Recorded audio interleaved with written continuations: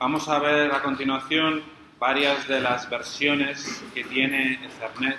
No vamos a verlas todas, vamos a comentarlas un poco históricamente hasta llegar a las que son más comunes hoy en día en el entorno de escritorio. Entonces ya hemos visto que la Ethernet original, lo que se llamaba 10 base 5, el 10 es de 10 megabits por segundo, el base es de que la transmisión es en banda base, esto lo veis en asignaturas más del medio físico, lo que es una transmisión en banda base, y el 5 quería decir que aproximadamente la longitud del cable podía ser hasta 500 metros. ¿Bien? Entonces el cable era un cable coaxial, lo que se llamaba un coaxial grueso, ¿vale? Y físicamente es un bus y lógicamente se utiliza como un bus, lo que uno transmite lo ven todos los demás, ¿de acuerdo? Posteriormente aparece otra versión de Ethernet que se vino a llamar 10 base 2. Bien, Ethernet está en el estándar del IEEE 802.3. Entonces, a medida que se le van haciendo modificaciones a estos estándares, se publica un documento que incluye los cambios, ¿no? Añadir esta sección, cambiar esta frase en este párrafo por esta otra, ¿vale? Y eso normalmente lleva el código del estándar y una letra, ¿vale? Entonces, esta es la modificación a 802.3. Luego, unos años después, pues el IEEE suele reeditar el estándar, en este caso 802.3, pero pasa con prácticamente todos, y en esa reedición, pues la edición, por ejemplo, del 2009, del 2012, del 2014, incluye ya todas las modificaciones que había aprobadas hasta entonces, ¿vale? Con lo cual, hoy en día no hace falta hablar de 802.3, la última versión de 802.3a. La última versión de 802.3 ya recoge este medio físico, que es un cable de coaxial ligeramente diferente porque es más fino y más flexible y más barato. Pero aún así os vais a encontrar en las hojas de especificaciones de los equipos, y esto lo veremos más en otra asignatura cuando veamos equipos, características técnicas de fabricantes, etcétera, que se suele hacer referencia muchas veces a estas modificaciones para que sepas que en concreto el interfaz de este equipo es de este tipo, ¿vale? Para coaxial fino. Bien. El 2 era porque aproximadamente la longitud del coaxial, las pérdidas son mayores en este, la longitud de coaxial podía ser hasta cerca de 200 metros, en realidad unos 185, ¿vale? Ya en esta época se integraba bastante más dentro de la electrónica de la tarjeta, con lo cual, aunque el esquema sigue siendo el mismo, tú tienes la tarjeta, de ahí sale, tiene una interfaz que son un par de filas de pines, que es lo que se llama la interfaz AUI, ¿vale? Que es lo que he puesto antes, que eran las siglas de Attachment Unit Interface, luego está el cable y luego el transceptor, ¿vale? En este caso sigue siendo lo mismo, pero ya es muy común que la electrónica incluya todos esos elementos y directamente tengamos un conector para el coaxial, ¿vale? En el coaxial se pone una T, de tal forma que yo tengo un tercer conector en el bus para lo que sería el pequeño latiguillo o para directamente la tarjeta. Bien, hoy en día ya no son comunes tarjetas que tengan este tipo de interfaz. Bien. En la época de la Ethernet en coaxial también aparece un equipo que es lo que se llama el repetidor, el hub repetidor, el concentrador, hoy en día también concentradores de cableado, aunque ya están también en desuso. Bien, yo os he comentado, cuando hemos hablado a lo mejor un poco del funcionamiento del control de acceso al medio, de la Ethernet como tecnología de red local, que la máxima distancia que uno puede tener entre dos hosts en una LAN Ethernet son unos 2,5 kilómetros aproximadamente, ¿vale? Entonces uno podría preguntarse cómo vas a tener 2.500 metros si el coaxial solo puede tener 500 si es de un tipo o menos de 200 si es de otro tipo. Bien, pues para eso se inventan unos equipos que es lo que se llaman los repetidores, que básicamente es un equipo que simplemente amplifica la señal. Bien, es un equipo que trabaja en el nivel físico. Es un equipo que por lo tanto no entiende la trama Ethernet, solo entiende de señal, por lo cual mandas una trama Ethernet, la amplifica a otro segmento para que pueda llegar más lejos, ¿vale? Pero si esa trama Ethernet se ha interferido con otras y lo que se encuentra es la suma de dos señales, eso también lo amplifica y lo envía al otro segmento, ¿vale? Con lo cual es como si todo fuera un solo cable de coaxial, a efectos prácticos, ¿vale? Simplemente, como el cable coaxial por la distancia tiene pérdidas, pues tenemos un equipo que amplifica la señal, pero es como si todo fuera un solo cable de coaxial. ¿Vale? Entonces, muy importante, este equipo trabaja solo en el nivel físico, en el nivel donde está la señal, como mucho están los bits. No entiende la trama, con lo cual no tiene ninguna inteligencia, porque no puede tomar ningún tipo de decisión en función de las direcciones de los equipos. no hace almacenamiento y reenvío porque no entiende de paquetes, ¿vale? Entiende de señal, de decibelios, de bits como mucho, ¿vale? Con lo cual pasa la trama sin modificarse, tal que si es ruido también pasa sin modificarse, ¿vale? Simplemente amplificándose. Bien, entonces este equipo permitía extender los segmentos de coaxial, pero este equipo es prescindible en las Ethernet de coaxial, pero es fundamental cuando aparece la Ethernet sobre cable de cobre, que es la que más o menos todos conocemos. Vale, yo he visto las Ethernet en coaxial, cuando yo estudiaba aquí, los laboratorios tenían Ethernet de coaxial fino, ¿de acuerdo? Pero hoy en día eso no lo vais a encontrar ya, será muy, muy, muy raro. Bien, lo siguiente que aparece es la modificación I latina, bueno, relativamente lo siguiente, pero bueno, la modificación I latina 802.3 tenemos lo que se llama 10 base T. La T, que os recuerde, es de pares trenzados, o al menos que os sirva para recordar twisted pairs, ¿vale? Entonces, esto emplea un cable de hilos de cobre, es un poco más grueso que el cable telefónico, tiene mayor calidad en el trenzado y en el propio cable, en el apantallamiento en ocasiones, ¿vale? Es el cable Ethernet que habéis visto todos. El conector es este conector que se llama RJ45, Jack 45, que es el conector que vamos a seguir heredando en todas las versiones de Ethernet sobre cable de cobre. Bien, en esta Ethernet el cable de cobre no se usa como un bus en el sentido de que no lo vamos cortando y ahí se conectan todas las estaciones, ¿vale? Como hacíamos con el coaxial. Lo que hacemos es siempre tenemos por lo menos un repetidor, un hub, un concentrador, y todas las estaciones tienden un cable desde su tarjeta de red, desde su NIC, hasta un puerto de ese hub, ¿vale? Entonces eso es un repetidor, como los acabo de comentar, simplemente que en vez de tener dos puertos, pues a lo mejor tiene 12, 8, 24, uno por cada una de las estaciones. Pero hace lo mismo que hace un repetidor, trabaja en el nivel físico, la señal que recibe por un puerto la amplifica y envía por todos los demás, ¿vale? No hace almacenamiento y reenvío, ¿vale? Vuelvo a repetir, eso requiere entender el paquete, la trama de nivel 2. Simplemente amplifica la señal y la envía por todos los puertos, evidentemente menos por el cual le ha llegado, le está recibiendo la señal por ahí, la amplifica y la saca por todos los demás, ¿de acuerdo? Entonces, físicamente, si uno mira el dibujo de esta topología, con el hub en el centro y todas las estaciones con un cable a él, esto sería lo que llamamos una estrella, ¿vale? Físicamente es una topología en estrella, pero lógicamente, como la utilizamos, sigue funcionando igual que si fuera un bus. Lo que transmite uno, lo ven todas las demás estaciones, ¿vale? Entonces se dice que la topología física es en estrella, pero la topología lógica es en bus, lo cual le permite mantener una compatibilidad sencilla con la Ethernet de coaxial. En uno de los puertos del hub, en vez de un cable de par trenzado, yo podría tener un conector a un coaxial, ¿vale? Y hay estaciones en el coaxial y repetidores a más coaxiales, etc.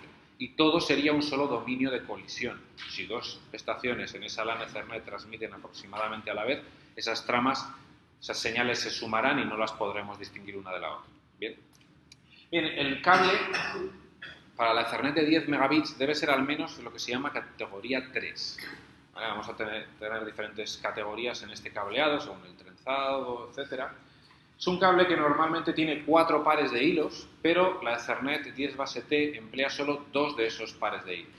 Con un par de hilos crea un circuito para transmitir la estación hacia el hub y con el otro par de hilos tiene un circuito para transmitir el hub hacia la estación, ¿vale? Por lo cual en realidad los dos sentidos están separados, pero no se puede hacer transmisión en los dos sentidos a la vez, porque eso sería, la estación está transmitiendo y a la vez está recibiendo otra trama de otro. Eso es una colisión, ¿vale?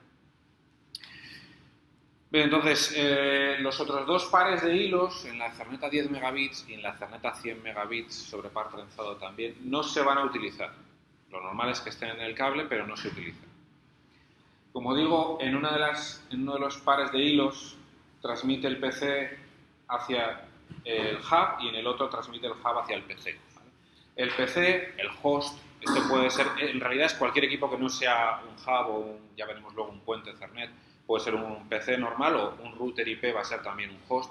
Es un equipo terminador de datos, lo que se llama un DTE o un Data Termination Equipment, ¿vale? Equipo terminador de datos. El hub es lo que se llama un Data Communication Equipment, un equipo de comunicaciones de datos, ¿vale? Entonces, detalle importante aquí.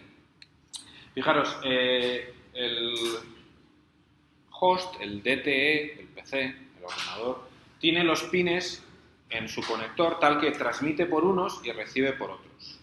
El hub también, pero el orden es el inverso, ¿vale? Porque por los pines que transmitía el PC, el hub tiene que recibir y viceversa, ¿de acuerdo? El hub tiene el puerto, digamos, al revés. Por donde uno transmite, el otro recibe, ¿vale?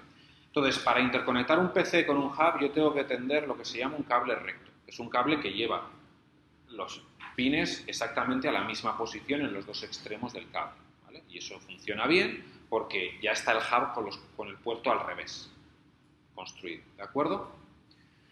Bien, eso es lo que llamamos los cables rectos. Si queréis hacer una unión directa entre dos PCs, entre dos hosts, y tendéis un cable recto, estáis uniendo la transmisión con la transmisión y la recepción con la recepción. Si yo junto una oreja con una oreja, pues no nos vamos a entender, ¿vale? Entonces tengo que unir la transmisión con la transmisión con la recepción. Entonces, para eso, como los dos ordenadores, los dos equipos son iguales, tienen los pines en el mismo orden, necesito un cable que se llama un cable cruzado que llevará los pines que estaban en transmisión en un lado a la posición en el conector contraria en el otro extremo, ¿de acuerdo? Y por eso necesitas un cable diferente para interconectar dos PCs que para interconectar un PC con un hub. ¿Bien?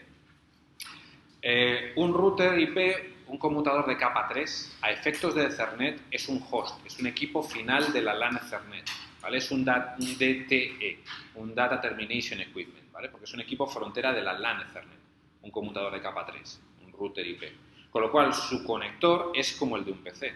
Con lo cual, si yo quiero un PC tender un cable directamente a un conmutador de capa 3, a un router, voy a necesitar un cable cruzado, ¿vale? ¿De acuerdo? ¿Hasta aquí? ¿Alguna pregunta de esto?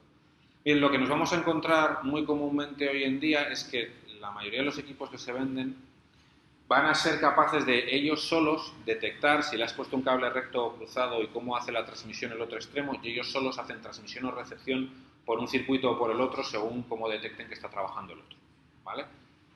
Pero no todos los equipos hacen eso. Y en el laboratorio, pues, algunos equipos que tenéis son capaces de hacer esto que se llama de cruzar o descruzar o MDI, MDIX automáticamente, y otros no. Lo cual tenéis que saber cuándo tenéis que tirar un cable recto y cuándo tender un cable cruzado.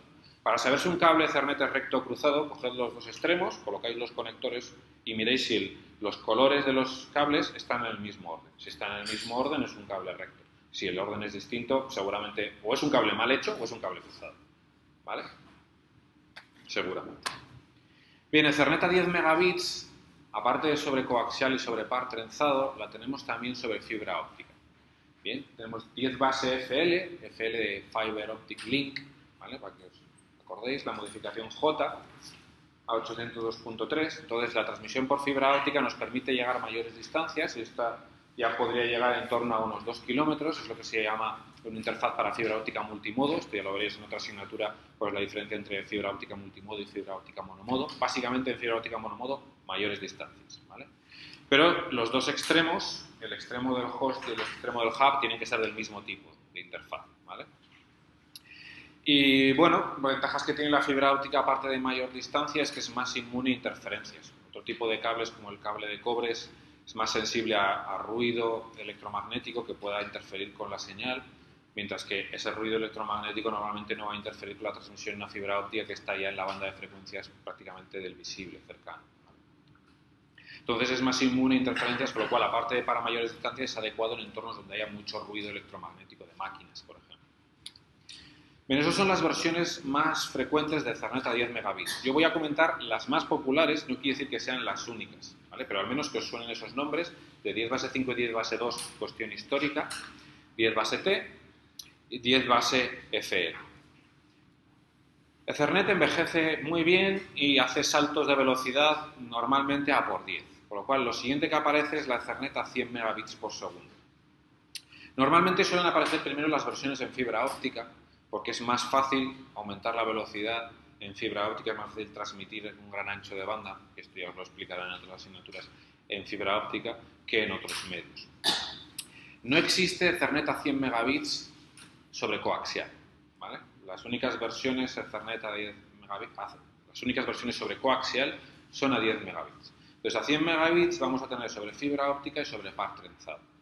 Entonces, 100 base TX, o lo que se llama Fast Ethernet, es la versión de Ethernet a 100 megabits sobre par trenzado, ¿vale? Existen otras versiones, o existieron otras versiones de Ethernet a 100 megabits, 100 base T4, 100 base T2, ¿vale? Pero que no se popularizaron, ¿vale? Bien, entonces esta es la modificación en minúscula 802.3. Hay más cosas interesantes en esa modificación 802.3 que no nos saldrán en esta asignatura, pero bueno, ya comentaremos en alguna otra. Entonces aquí hemos subido la velocidad a un factor por 10.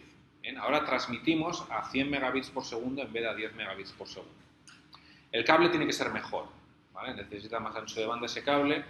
Para poder llegar a 100 metros, este cable de pares de hilos trenzados debe ser un cable de lo que se llama al menos categoría 5, ¿vale? Es mejor que el de categoría 3. Pero seguimos utilizando solo 2 de los 4 pares de hilos, ¿vale? El conector sigue siendo el mismo y la topología física sigue siendo una topología en estrella con un hub, ¿vale? Que es el hub Fast Ethernet. Bien, un hub Fast Ethernet es como un hub Ethernet, hace exactamente lo mismo, simplemente trabaja con una señal a 100 megabits por segundo. Es un equipo de nivel físico, lo que le entra por un puerto le sale por los demás. A nivel físico no hace almacenamiento y reenvío de tramas, ¿vale? Su retardo es mínimo. Principalmente hace una amplificación de la señal. Fijaros, en un hub no tiene sentido que haya varias velocidades en los diferentes puertos. O es un hub a 10 megabits y todos sus puertos son a 10 megabits, o es un hub a 100 megabits y todos sus puertos son a 100 megabits.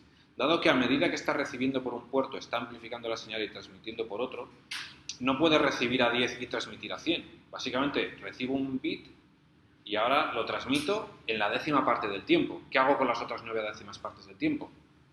¿Vale? ¿Qué hago? Y a la inversa, peor. Recibo a 100 megabits y transmito a 10. Yo, en el tiempo que transmito un bit, recibo 10. Luego tendría que acumularlos. Es un equipo que no es capaz de hacer eso. Es un equipo que trabaja enteramente en el nivel físico, no tiene un buffer, no almacena bits, no puede adaptarte a diferentes velocidades. Todos los puertos del hub tienen que ser a la misma velocidad, ¿vale? Y creamos un solo dominio de colisión. Pero eso quiere decir que si tenemos estaciones a 10 y estaciones a 100, estarán en dos LANs diferentes, en dos segmentos, en dos dominios de colisión diferentes. Bien. Eran muy comunes las tarjetas que no solo eran a 100 megabits, 100 base TX, sino que te las venden como 10/100 base T. ¿Vale? Eso es una tarjeta que es capaz de funcionar a 10 o a 100 megabits. Si le conectas el puerto, como la interfaz es el mismo, RJ45, si le pones un cable de suficiente calidad, pues puede transmitir a 10 o a 100, ¿no? Si la conectas a un hub a 10, funciona en el modo a 10 megabits. Si la conectas a un hub a 100, funciona en el modo a 100 megabits. ¿Vale? Entonces, como 2 en 1. De hecho, incluso las había con varios conectores en uno. De las de 10 megabits las tenías con el conector de RJ45 y con el conector de coaxial también. O usabas uno o usabas el otro. Simplemente te cambiaban, tenías las diferentes versiones del conector. Ethernet sobre fibra óptica a 100 megabits, la versión más común es lo que se llama 100 base FX. Por favor, quedaros con los nombres, ¿vale? Yo creo que es fácil de entender, la F es de fibra, el 100 es los 100 megabits, todo lo que vamos a ver en esta asignatura van a ser en banda base, pero eso da un poco igual, es una Ethernet a 100 megabits y sobre fibra óptica, para que cuando lo veáis reconozcáis el interfaz de ese equipo que es, ¿vale? De nuevo fibra óptica multimodo y distancias en torno a, podríamos llegar hasta a un par de kilómetros. Bien, a por 10, lo siguiente que tenemos es Ethernet a gigabit. Entonces aquí ya voy a dejarlo aquí. Ethernet a gigabit primero aparece sobre fibra óptica y también aparece después sobre par trenzado, ¿vale? Sobre par trenzado es la modificación AB, ya nos quedamos sin letras, ¿vale? La modificación Z creo que era la de gigabit sobre fibra óptica. Cuando se quedaron sin letras empezamos a usar a B, a C, ¿vale? Para que veáis la cantidad de revisiones que ha tenido este estándar. El cable es el mismo cable de 100 base T, ¿vale? Para reutilizar todo el cableado que se había hecho, se utilizó el mismo, categoría 5, y se podía llegar a los 100 metros a 1 gigabit, haciendo magia prácticamente, pero teniendo que utilizar los 4 pares de hilos, ¿vale? Así como las otras versiones usaban 2 pares de hilos, esta va a usar los 4 pares de hilos, el cable entero. Y volvemos a tener el hub a gigabit, con todos los puertos deben ser a gigabit, con su dominio de colisión, el mismo funcionamiento de antes. Pero como pongo ahí la anotación, en la época en la que ya aparece la Ethernet a gigabit sobre par tensado, aunque el hub es un equipo que aparece en el estándar, yo no he encontrado ninguno que se venda comercialmente, porque en esa época ya han aparecido unos equipos que se llamaban puentes y unos equipos que se llamaban conmutadores, que vamos a hablar enseguida de ellos, que dan mejor rendimiento y hacen que no interese comercialmente el concentrador o hub a gigabit. ¿Vale? Enseguida lo vemos. ¿Existe Ethernet a velocidades superiores? Sí, estandarizada y comercialmente a 10, a 40 y a 100 gigabits por segundo, y se está trabajando en la versión a 400 gigabits por segundo a día de hoy. Bien. Pero esto hablaremos más de otras versiones de Ethernet en otra asignatura en tercer curso.